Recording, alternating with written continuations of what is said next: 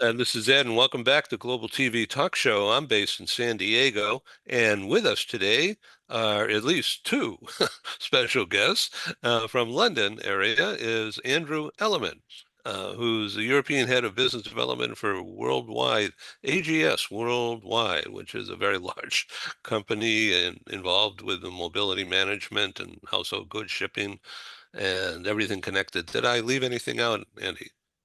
No, I think you got it there. I think it's fine. Okay, great. John Verrico, welcome. Now, you're an author, and I want you to talk about that and perhaps put up a slide if you want to show the front cover. My screen share is available to you. And so tell us and the audience about your career that you just ended of what, 25, 30 years in government, right? 42. Oh my God, you don't look that old. Yes. Thank you so much, Ed. I just completed 42 years as a public affairs specialist in the government here in the United States. I was in the Navy for some of that time as a Navy journalist, retired as a Master Chief Journalist, and then also it worked in federal and state government agencies in public affairs. And that whole time, I was helping people learn to communicate better and how they can talk to the press, how they could talk to the publics, all that stuff. The good thing is, even though I worked in government, it was not on the politics side. It was all about promoting the good work of the government and the work that the day-to-day people did in the Navy or in government agencies. But I've evolved to a bunch of other things. I've been a speaker and a coach now for 25 years on the side, and then became an international best-selling author without actually writing an entire book. And we all have these opportunities. You hear about these collaboration books that come from time to time. And there was an opportunity to collaborate with 360 some odd other um, entrepreneurs and really heart-centered, like-minded type folks. And the book series is called The Art of Connection. And the first one I was in was the art was the was 365 days of inspirational quotes. And the next one was transformational quotes. And the 2024 book that's on the street now is gratitude quotes. All this, really great warm stuff to help spread some really good messages around the world. And now there's an opportunity that we're actually looking for some additional authors if somebody wants to join us in 365 Days of Abundance quotes, which will come out for 2025, and throw something on the screen really, really quickly. And thank you so much for this opportunity Yeah, to yeah, you bet. So Andy, John was a featured speaker at our in-person meeting in Washington, D.C. on February 1. And the law firm that co-sponsored our London event was my host partner in their offices in Washington. Wow, this is really attractive looking. Congratulations. Thank you. It's been a fantastic journey. I will tell you, the best thing about being in this book series was the interaction with the other authors. Uh-huh. The authors themselves are absolutely amazing and come from all types of career fields.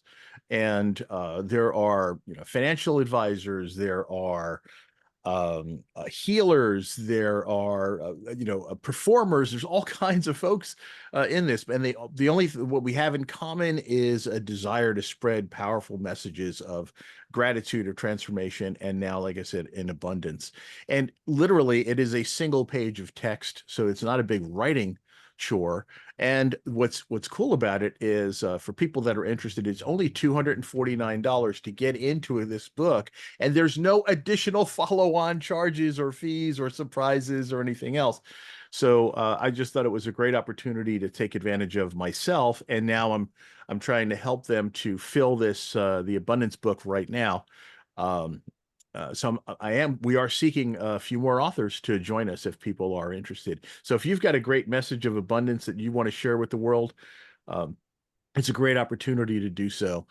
There's not, like I said, not a big writing commitment. The whole thing is simply an original quote from yourself on the topic of abundance, and then 1,200 characters max of a thought that expands on that quote, and then a question or a challenge that you would pose to the audience, and then at the bottom is the payback. It's all your contact information. So, and if Andrew writes something really, that resonates with folks, or you, Ed, or anybody else out there, and somebody goes, "Oh man, I really like what they had to say," there's a QR code right there that takes people to your website or your social media Oh, profile, that's wherever you great. want it to go. So Well, it's a count me great in. thing.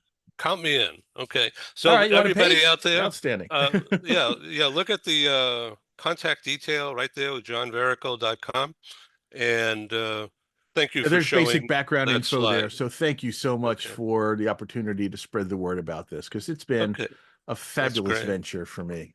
Yeah, and fabulous Eh, for me to learn about that. Can I I'm also really add one interested. last thing? One Yes. among the authors that I've met, uh, co-authors that I've met, there are other coaches and folks who are in the mindset and mental health space. And we wound up coming together because we'd all been impacted by things like suicide, and mental health, and people, in our families with depression and such like that. And we've all suffered ourselves. I was a bullied kid. And so we came together and now formed a group called Fighters for Hope, where we're out there doing programs on mental health awareness and suicide prevention around the United States. So I Fantastic. would not have found these people, would not have come together with these people, had it not been for the opportunity in meeting them through this book series. So now here I am at 65 years old, and I've got the mission of my life, helping to prevent suicide, and helping people with mental health issues. Way to go, guy. Fantastic. Okay, I want you to meet Andrew Elliman. He has been my top sponsor in the London editions, and a really good friend. Now, he is preparing a book right now. Andy, why don't you tell us about that? Yeah, so I would say a third of the way through my book, which I aim to have out next year, because next year will be an important year for me. It'll be 10 years since the earthquake I was caught on climbing Everest, back in 2015. So it's my story, my journey from what happened back then to what's happening now, and where it's led me through my whole career. So it includes Everest in 2015, when I got caught in the earthquake going for the summit, the emotions, everything that came from that, getting back down, my family, etc. It then talks about 2018, when I went back and broke the world record for the highest dinner party in the world, again to raise money for different charities, and then coming back from there, and my story about, at the age of 48, not being able to swim. And then I took on a 3-year challenge to swim the English Channel over to France. So my story starts, and there was a pandemic in the middle as well. So just when you think nothing can go wrong, something goes wrong, right? So my story, I originally started writing this about 5 years ago, and then I tore it all up and threw it away because I didn't think it gave it much justice. But this time I've wrote it on the basis that this is my story. I'm writing it for me. And if other people like it, great. If other people get things from it, fantastic. But the book is really for me. It's just me putting down what happened, when it happened, the things that you don't think happen along the way. So yeah, so I'm really enjoying writing it, actually. So I know you're both short on time today, and I'm cognizant of that. There's about 14 minutes remaining here for you both to jump off, and that's quite all right if you need to. Let's just Can go. I say, Andrew, you're Yeah. amazing? I just In I that just want to snapshot. I just want to say that, man, you are amazing. Thank you. So, Andrew, um, what did you do this past weekend? You briefly told me through a memo that you went Yeah, out so climbing. Where? yeah, so I've done this many times before. So about 10 years or 12 years ago, I was always climbing up Snowdon and around the area. There's a ridge walk called Crib Goch. It's quite a dangerous crossing. It's probably a scramble, one scramble. So a grade one scramble. So yeah, so this weekend I took, I went with 6 other people. One was my daughter, and we went up to climb the Crib Goch, the ridge walk as usual. And where The is only thing this? is, it was Where's hit by huge winds, yeah, 100 where's mile an the hour winds. location? It's actually on Snowdon in Wales. In Wales. Okay. Yeah, And in how Wales. It's the what's highest the mountain in Wales, actually. what's the elevation? It's a we don't have huge mountains, so it's 1,000, just over 1,000 meters. Is But it's um, steep then. Huh? it was, yeah, it was sheer drop either side. So yeah, it was quite dangerous. But what made it really dangerous was the 100 mile an hour winds. So we were literally hanging on as we went across, and thankfully we all got across to the other side. So we're here to tell a story again. But yeah, but I did write an article on LinkedIn about it, just about teamwork and how important teamwork is. Because without teamwork, nothing works. You can have the best. Because what I did, I compared it to working in the office. So you can have the best product, you can have the best company, everything, but unless you've got the right team behind it, it doesn't work, right? So it's all about how you communicate, and that's what comes out on the mountain. You know, when we're climbing, you trust each other, because if you get it, you can't afford to get it wrong, right?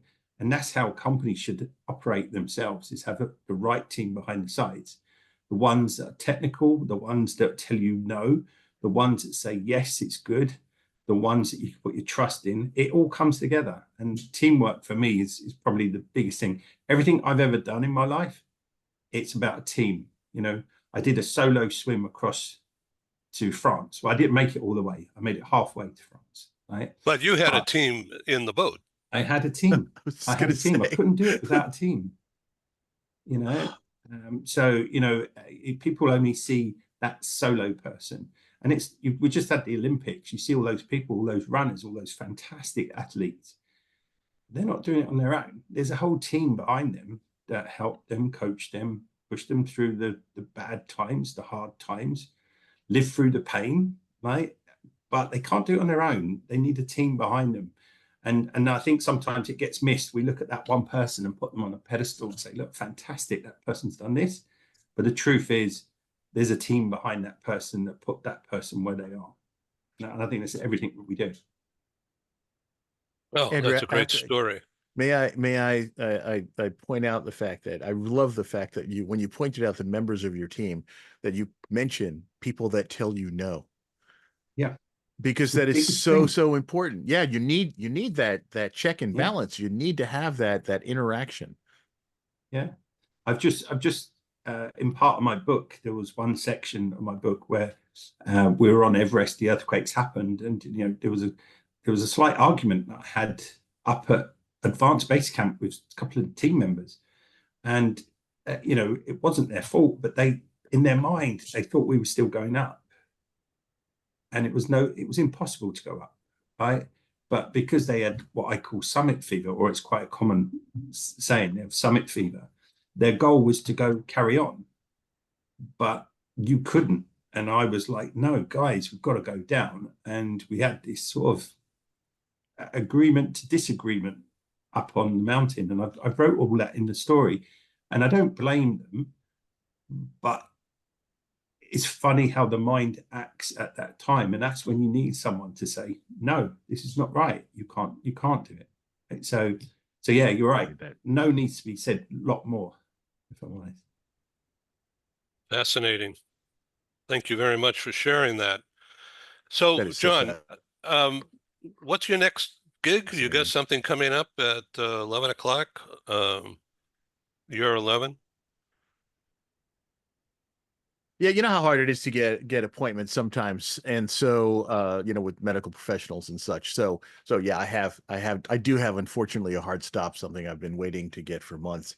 So you know, that's unfortunate, but there's lots of great stuff going on here. Like I said, working with Fighters for Hope has been um so fulfilling for me, and I'm really hoping to do a lot more with that group as we move forward. We've got some special events coming up in the spring. There's a golf tournament fundraiser in January. If anybody likes to play golf and wants to go to Arizona, that would be absolutely great. But I can put more information in the chat for people who are potentially interested in learning more about that. And meanwhile, I'm still doing speaking gigs, still doing coaching. I had a marvelous opportunity to speak with a group of rape counselors not a short time ago, and they've got just a, a horrendous job, and it's an unfortunate position that needs to happen, right? Um, but one thing that happens when you are a counselor of any type, whether you're, on a suicide hotline or anything else, you're talking to people at their darkest times. And as a counselor working with folks, you kind of take on some of their drama and trauma. And you've got to remember that you're not alone. What happens is, and a lot of times these people who go into counseling for rape victims were probably victims themselves at some point, or at least, abused. And so that's why they're so passionate about doing this. And so they are working very, very hard to help people who are in, like I said, their darkest times. The problem is that they forget to take their own advice. And their advice is to ask for help. And they forget to ask for help from themselves, and they start to just overwhelm themselves with other people's trauma. And because they're so compassionate. Healers go through the same thing. So what I did was I did a team building program with them to help them understand that they can, in fact, ask for help, and that among their teammates, there were other counselors there that they could turn to and share and learn from and grow with. And so that's so important. So we're coming to a So close here back to because the of team the thing, right? short Right, Andrew? short deadline, Yes. and I'd like you to know how much I appreciate you being on the show. The theme is to life, exclamation point, and how to think about and better manage stress, anxiety. Then you just have been talking about that without my prompting. Andy, you have been writing this book and doing it this past weekend, climbing mountains. And your side business, your side hustle, if you will, is about stranger business. Do you It want to is, yeah. just give us a thought about how this is helping you deal with your own anxiety and stress? Yeah, to be truthful, I've got my day job that I do, but also I run a company called Stranger Expeditions, and now Stranger Business. And it came about because there was a lot of things that I thought you can go and buy off the shelf an expedition, like it's already made for you and you go and do it. But there's a lot of people that don't know how to do their own ones. They've got ideas and they want to do their own thing. So we arrange that for them. But on top of that, I've got Stranger Business where I found that it's been crossing over into businesses that actually want to hear these talks about what we do and how we do it. And and it's led me, you mentioned mental health earlier, it's led me down a path of starting to look into that. And I've got some things that are planned for the future, which is all around helping to understand it's okay to say we're not okay. And I've got one at the moment where I'm trying to get sponsorship for at the moment, which is I ride a penny farthing bicycle. So it's a big old fashioned big wheel, little wheel bicycle, and I'm getting it converted to a fat tire version to cycle 100 miles across a Mongolian ice lake. And all because someone said it can't be done. So of course I love this straight. That's why it's called Stranger, right? Apart from the fact that when we answer the phone, we say, hello, stranger. It just breaks the ice every time. But the thing with the cycle challenge is I thought it's got to have a purpose behind it. So you can do things. I always do something locally. So whoever I'm doing it for locally, like Nepal, I did a lot in Nepal, exactly. So we do something in Mongolia, but this time I want to do it for everyone went through the pandemic and everyone was locked in their homes. And I think there was a lot of people that still struggle with day-to-day life, but we hide it, we mask it, we don't tell people about it. And we're struggling to get back into offices. We're struggling to lots of people are suffering in different ways. So what I'm trying to do with the Mongolia trip is I will cycle 25 miles a day across the ice. Every day, the first day, they will cut a hole in the ice. And remember, I couldn't swim, 4 years ago now. So they're going to cut a hole in the meter ice, and I'm going to dip into the water on the first day. On the second day, they're going to cut 2 holes, and I'm going to swim under the ice. And then on the fourth day, I'm going to have 4 holes, and I'm going to swim all the way. And the idea is I'm going to go into the dark and the cold where everyone was, that you're not alone, which is what you were saying, John, earlier. So that's my thought process of that whole side of it. And it's just getting the right charities involved, the right sponsors involved, because I think you can raise so much awareness in something. Yes, a man riding a penny farthing across the ice is probably crazy enough, but then to go into the water to show and raise awareness. I was just going to say, it's challenging and difficult is not enough for you. Impossible is not enough for you. You've got to take it to the next level. It has to be strange, which is why I've got the business, Stranger Business. Yeah, well, thank you for Andrew. being on the show. I love you. I love your spirit, your drive, and your craziness. That's just absolutely amazing. And this show is welcoming you to both come back. Thank you so much. Would love to do that. Andrew, by the way, you got your book coming down the road. All you need to do is publish a page in this book. You're automatically international best-selling author. And I'm so already thinking that I'm going to when your book you comes straight out away after this. when your book comes out, you've got, the new book by international best-selling author. Exactly. So it's a great thought. So let's stay in touch. Let's do lots of things. Absolutely. And thank you so much for your invitation, for allowing me to come on and talk about this opportunity to spread a little bit of word too about Fighters for Hope as well, and the opportunity to meet the amazing Andrew. And you, John. It's been fantastic. And Ed, as always, great to see you. Yeah, I'm called the Link Maker, and that's what this show is all about. Thank you for being on the show. Take care. Thank you so much. Thank you. Thank you.